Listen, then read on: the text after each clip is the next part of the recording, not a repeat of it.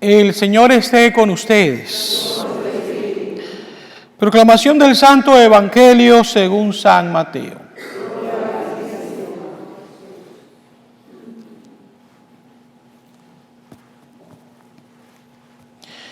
En aquel tiempo Jesús exclamó: Te doy gracias, Padre, Señor del cielo y de la tierra, porque has escondido esas cosas a los sabios y entendidos y las has revelado a la gente sencilla. Gracias, Padre, porque así te ha parecido bien. El Padre ha puesto todas las cosas en mis manos.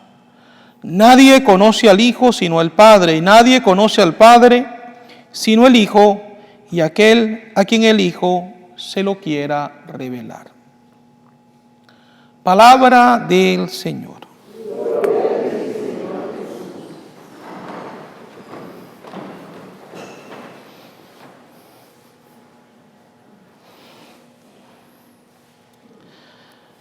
Al meditar un poco la primera lectura del día de hoy, me recordaba de otro pasaje bíblico que nos puede ayudar a entender un poquito más lo que esta primera lectura nos presenta.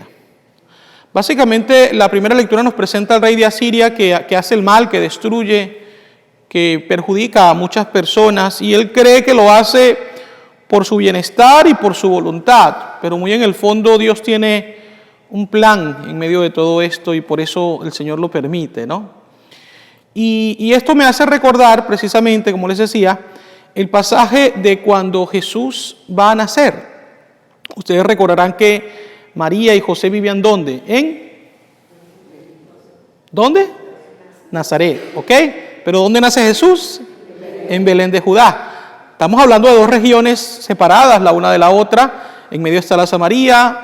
Por supuesto, Nazaret, Galilea, Belén está en la región de la Judea.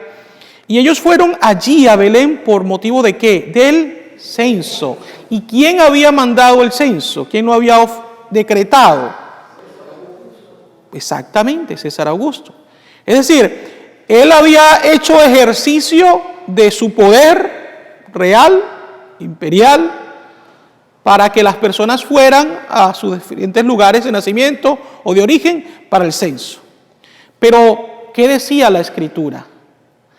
Desde mucho tiempo atrás. ¿Qué decía la Escritura? Cuando los magos llegan y le consultan entonces a Herodes, y él llama a los conocedores de la Escritura, ¿qué decían? En Belén de Judá, porque así lo dice la Escritura. Fíjense ustedes, es interesante, ¿no? Cómo Dios permite valerse de decisiones que aparentan ser humanas para llevar a cabo su voluntad. Y por eso les comparto esto, porque en ocasiones, yo lo he vivido en mi vida personal, hay situaciones que son adversas y uno se lamenta y dice, caramba, ¿por qué estoy pasando por esto?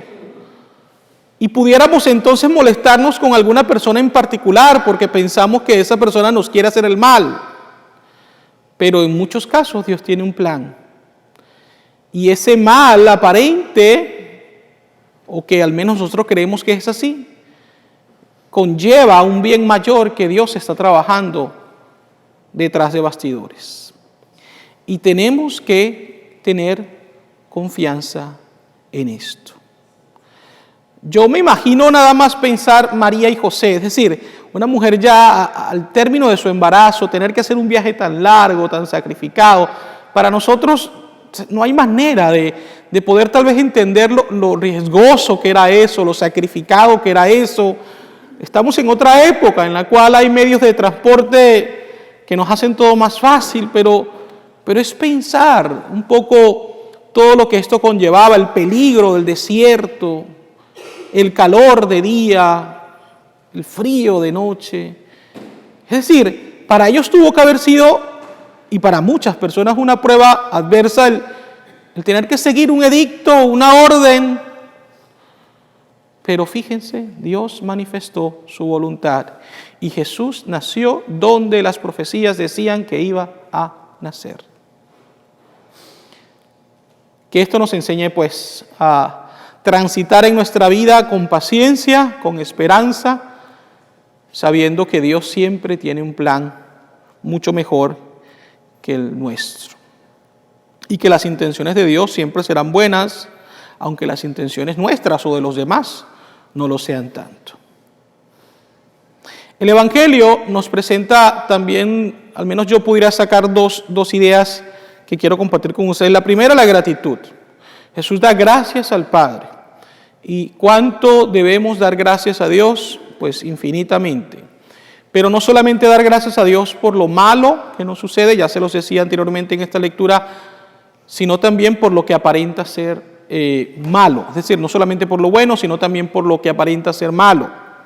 Tenemos entonces que ser agradecidos, sabiendo entonces que Dios nos bendice abundantemente. Pero el segundo punto que quisiera compartir con ustedes es esto que pudiera ser hasta cierto punto extraño, ¿no? Que Jesús dice, gracias Señor, porque has escondido esto a los sabios entendidos. Es decir, podríamos ver que Jesús está como que alegrándose porque el Padre le está escondiendo algo a los demás. Es decir, Jesús se está alegrando, entre comillas, por un mal que le pasa a los sabios entendidos. Realmente hay que entender esto de la manera correcta, y es lo siguiente. Jesús quiere expresar, y esto es algo que nos puede pasar a todos nosotros, que su alegría no se deriva del hecho de que hay un mal para ellos, sino que en ocasiones, cuando nosotros sabemos mucho o lo tenemos todo, en ocasiones podemos caer fácilmente en la soberbia.